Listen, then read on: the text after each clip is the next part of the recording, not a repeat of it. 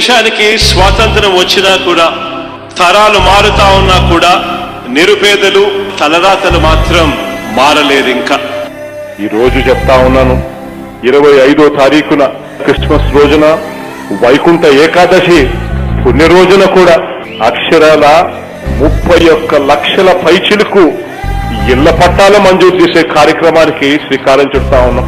ఇళ్ల పట్టాలు ఇచ్చే ఈ కార్యక్రమంలో అక్షరాల 15,92,000 మంది నేరుగా నా బీసీ అక్క చెల్లెమ్మల పేర్లతోనే రిజిస్ట్రేషన్ చేయిస్తా ఉన్నాము అని చెప్పి కూడా సగర్వంగా చెప్తా ఉన్నాం.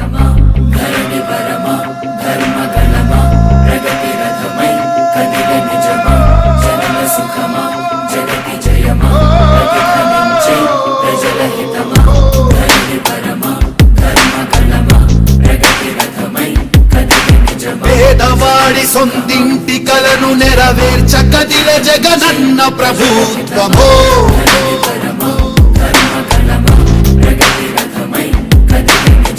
30 లక్షలపై కుటుంబాలు వెలుగు నింపే జగనన్న అధికారమో.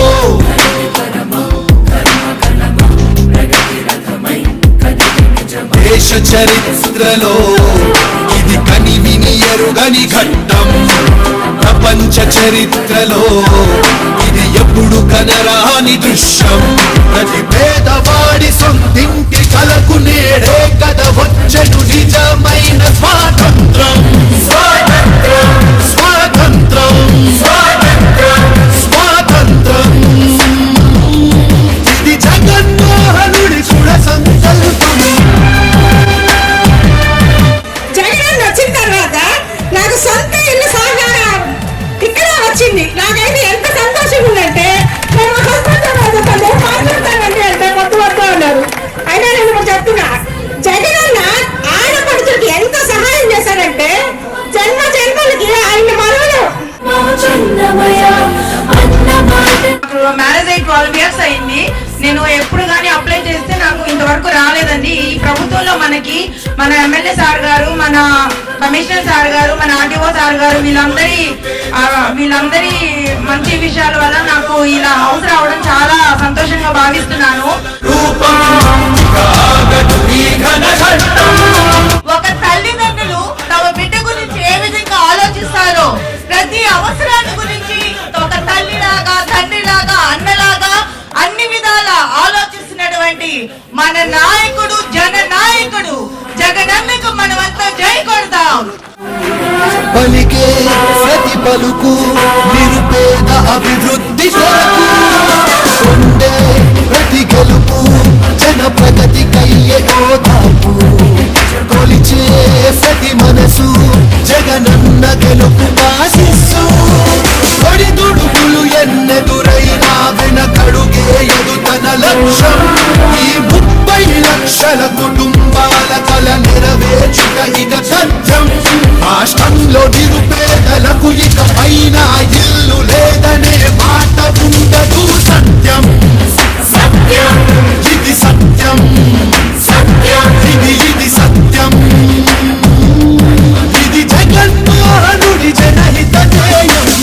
జాతి సంరక్షక సకల జన హృదయ నాయక నిన్ను చూసి గర్వించగా భారతావని యువ పాలక సర్వమతముల సేవక శాంతి సందేశపు సైనికం దీవించగదిగా సకల ధర్మములు చక చక.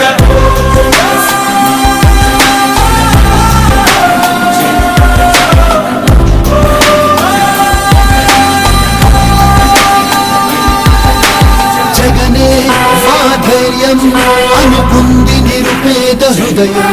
అలాగే అమ్మఒడి పథకాన్ని మా పిల్లలకి వచ్చింది, పాపకు వచ్చింది. దాన్ని బట్టి ఎప్పుడు తెలుసుకుంటున్నాం. అలాగే అన్ని మరి ఇక్కడ ఫ్లాట్ కూడా నాకు వచ్చింది. ఇవన్నీ జగన్మోహన్ రెడ్డి గారి ప్రభుత్వంలో నేను పొందుకున్నందుకు కృతజ్ఞతలు తెలుపుకుంటూ మీకందరికీ నా ధన్యవాదాలు తెలుస్తున్నాను.